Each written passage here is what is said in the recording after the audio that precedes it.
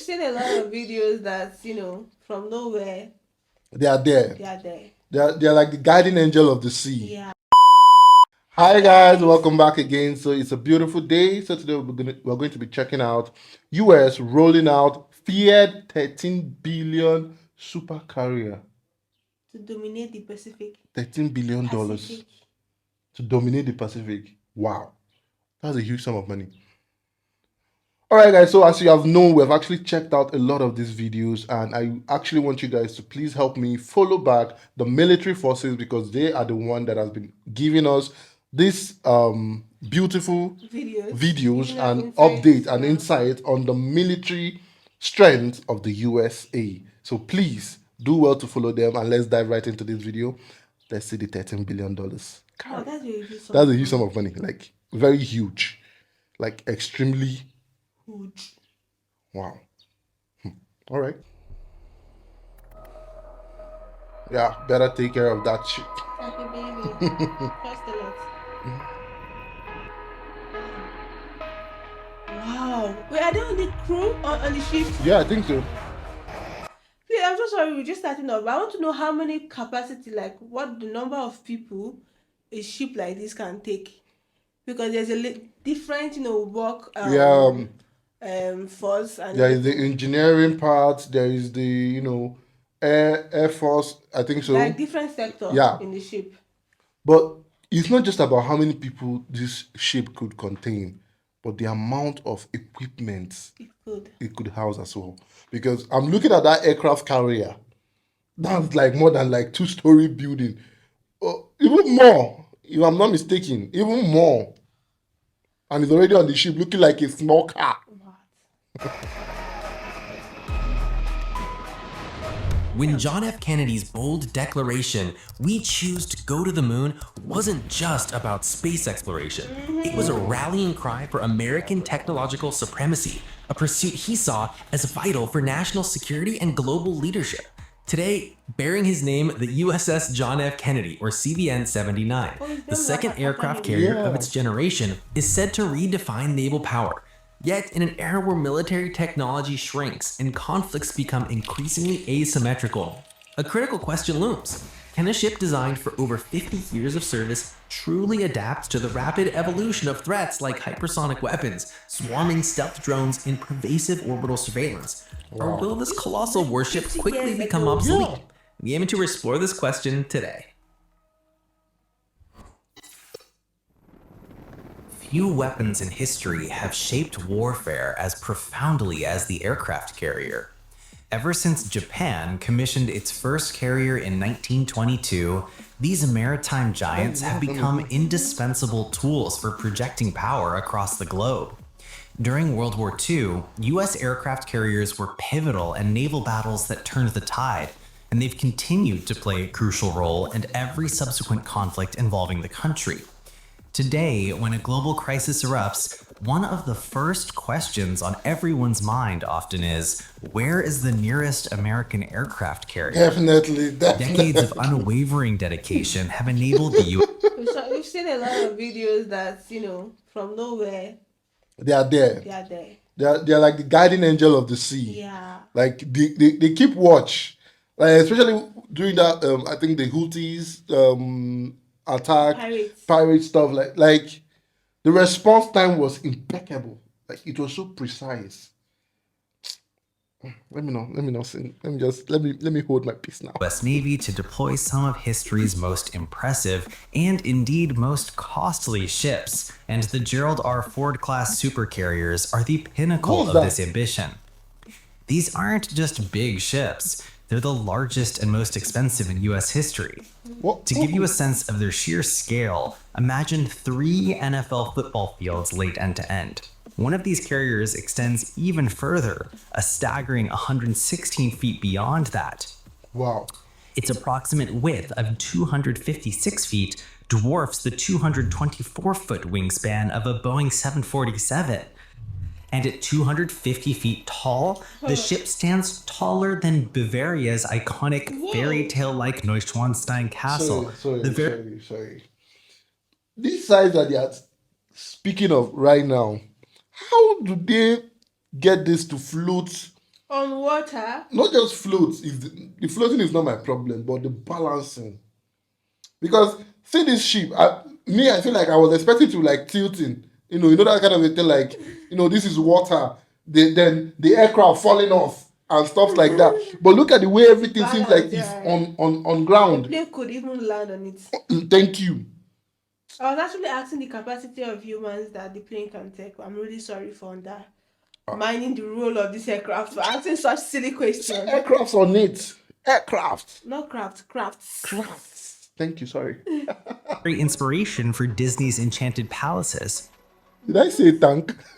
I thought I saw a tank on one of Such them. a behemoth naturally comes with an equally staggering price tag for American taxpayers.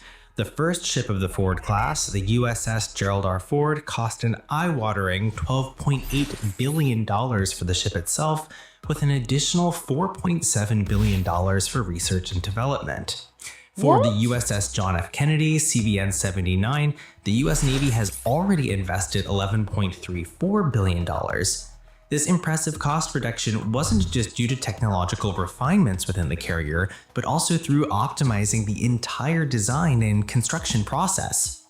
While it typically took the US around 5 years to construct aircraft carriers in the past, the wait for the Ford class was significantly longer. Wow. Construction of the USS Gerald R. Ford began in 2009, and the ship wasn't commissioned until 2017. However, considering the sheer number of groundbreaking innovations packed into these vessels, few would argue that this extended wait was in vain, especially given what this 100,000-ton Atlas inherited and vastly improved upon from its predecessor of the revered Nimitz Look at the class. sailors on it.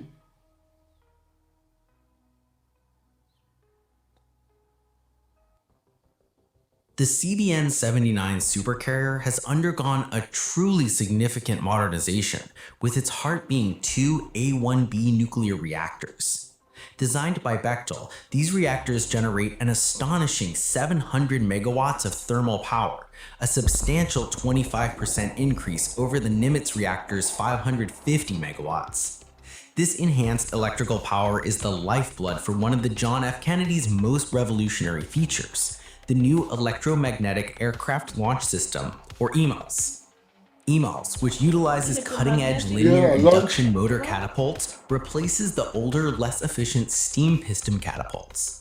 This new system offers a myriad of advantages. It's lighter, more cost-effective to operate, and requires significantly less technical maintenance. Furthermore, the complete removal of bulky steam generation and storage equipment frees up considerable space below deck, optimizing the ship's internal layout. This innovation also dramatically boosts the number of aircraft sorties per day by an impressive 25%, and crucially, significantly reduces the stress on aircraft airframes during launch. This expanded operational capability allows CVN-79 to deploy a wider and more diverse range of aircraft, including the very latest stealth UAVs. Beyond EMALS, electromagnets are also ingeniously integrated into the Advanced Arresting Gear, or AAG, braking system, replacing the traditional hydraulic mechanism for recovery. The new US Supercarrier introduces profound advancements in naval warfare. A key decision, as mentioned, was the adoption of the AAG instead of the traditional hydraulic systems for aircraft recovery. This change was primarily driven by the increasing use of drones by the US Navy and Air Force.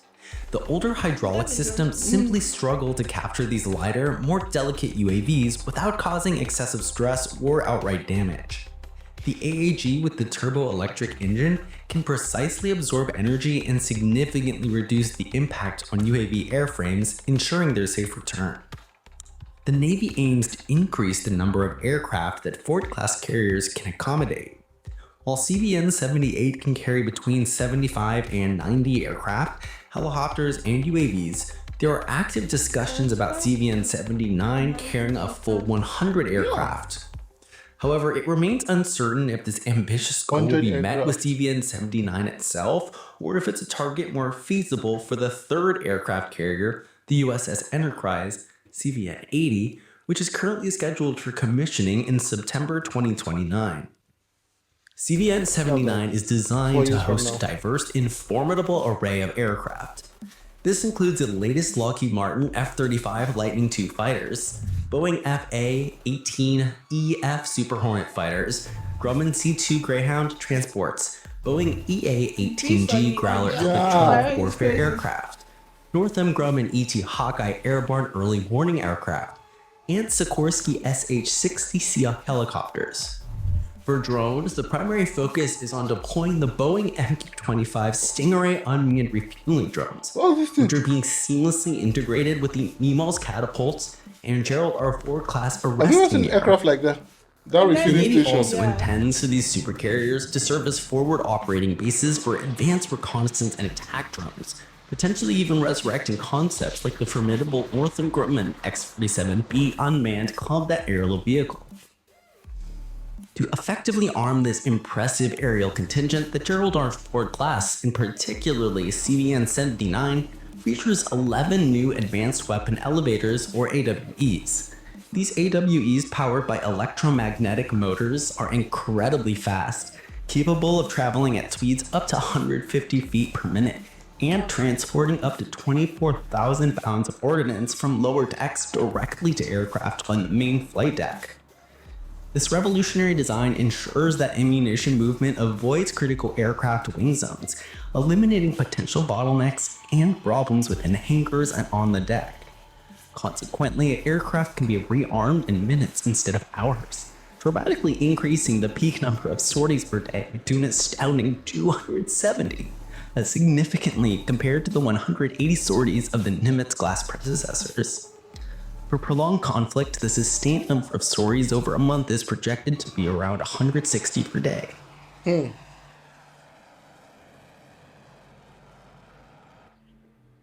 A notable difference between the USS John F. Kennedy and the USS Gerald R. Ford is the installation of an updated Enterprise Air Surveillance Radar System, or EASR, on the former. The decision to switch from the dual-band radar, which combined S-band and X-band radars, was primarily driven by the need for cost efficiency. CVN-79 maintained excellent operational efficiency while saving over $350 million for taxpayers. Wow. The EASR is a more easily scalable, cheaper, and unified radar system designed for various US Navy ships, simultaneously reducing logistics and personnel training costs across the fleet. While the loss of Raytheon's ahead of its time DBR, originally developed for the canceled Zumwalt-class destroyers, is acknowledged, the clear benefits of the EASR for fleet-wide integration are undeniable. CVN-79's inherent armament includes a robust defensive suite, two RIM 162 evolved Sea Sparrow SESM surface-to-air missile launchers, two RIM 1116 rolling airframe missile, RAMS surface-to-air missile launchers, three Phalanx close-in weapon systems, or CIWS, four Mk38 25mm machine gun systems, and four M2 Browning .50 caliber machine guns. These armaments are absolutely crucial, especially in the context of potential clashes with technologically advanced rivals like China, which possesses formidable 1,000 rounds weapons per minute. such as the DF-21D hypersonic anti-ship missiles. But the United States is not stopping there. It's poised to revolutionize naval warfare with the integration of combat lasers and perhaps even power armor on its supercarriers. While progress on power armor remains under wraps, laser weapon testing has been ongoing for years with promising results. For instance, over a decade ago, the USS Prune successfully demonstrated a 40 kilowatt laser's capabilities by sinking a motorboat, disarming drones, and even detonating a rocket-propelled grenade. More recently, in February 2025, the USS Preble completed a successful test of its high-energy laser with integrated optical dazzler and surveillance, or Helios, destroying an unmanned aerial target. The Helios was developed by Lockheed Martin, was first spotted on the Preble in 2022, notably replacing previously installed CRAM. Helios emerges as a formidable contender for the Ford-class carriers, presenting several critical advantages that address the evolving threat landscape. The CVN-79, currently under construction at Newport News Shipbuilding, is expected to be commissioned before the end of 2025. This aligns perfectly with the Navy's ambitious FY 2025 to 2054 shipbuilding plan, which aims to increase the number of crewed ships to 381, including a robust force of 12 I think they are pushing it out to sea, with 10 of those being Gerald R. Ford-class vessels. Considering these incredible developments and the ever-evolving nature of warfare, do you believe aircraft carriers will maintain their relevance in the 2050s amidst future, less obvious threats? Share your thoughts in the comments below. If you enjoyed this video, please leave a like, subscribe to the channel, and hit that notification bell for more compelling content. Thanks for watching, and we'll see you in the next one. was stunning. My biggest question is this ship made out of metal? And if yes, how did they get it to float? Because of the weight. Because of the weight. Even compared the height compared to the Bavaria Castle, like, oh. Look at that aircraft carrier. The aircraft carrier can actually house a tank. Can carry a tank. This is an aircraft carrier that can carry a tank. And that's what this ship is carrying, like it's carrying a toy car. Well, I wanted to say the engineering